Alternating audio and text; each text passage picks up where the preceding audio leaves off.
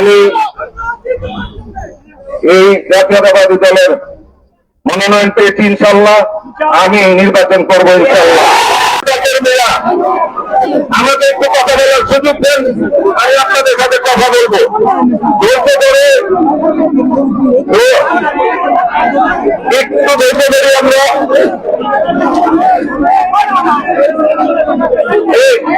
একটু ধৈর্য ধরো। আমি সবার কাছে অনুরোধ করি একটু ধৈর্য ধরি।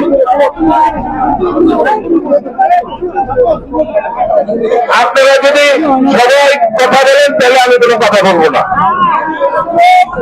প্রিয় নেতা কর্মীরা, আপনারা যদি আমার কথা শুনেন তাহলে আমি কথা বলবো। বিসমিল্লাহির রহমানির রহিম।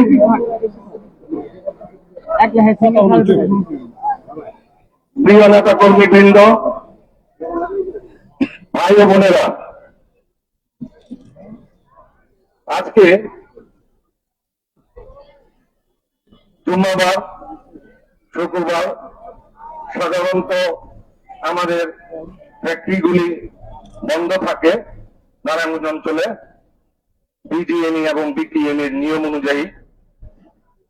আজকে আমাদের ফ্যাক্টরি খোলা থাকার কথা ছিল না, কিন্তু পিক সিজন চলছে, সেই কারণে সারা নারায়ণগঞ্জের বিভিন্ন ফ্যাক্টরি শুক্রবারও বিশেষ কারণে খোলা রাখা হয়।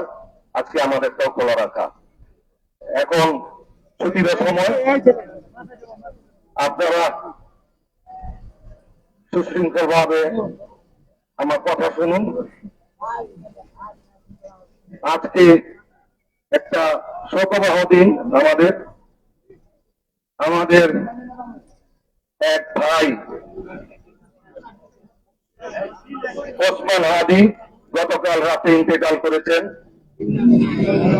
আল্লাহ যেন তাকে শহীদি মরণ দেন, শহীদের সম্মান দেন।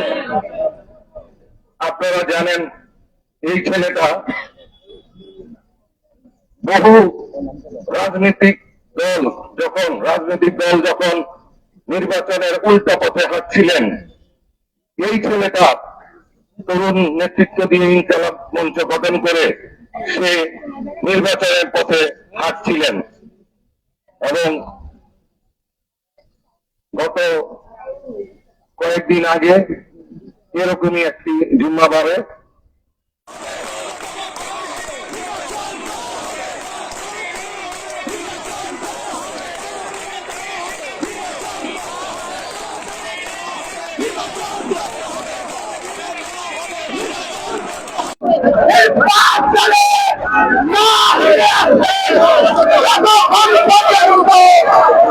জাতীয়তাবাদী দল যে সিদ্ধান্ত দিবেন আমি সেই সিদ্ধান্তের সাথে একমত পোষণ করব।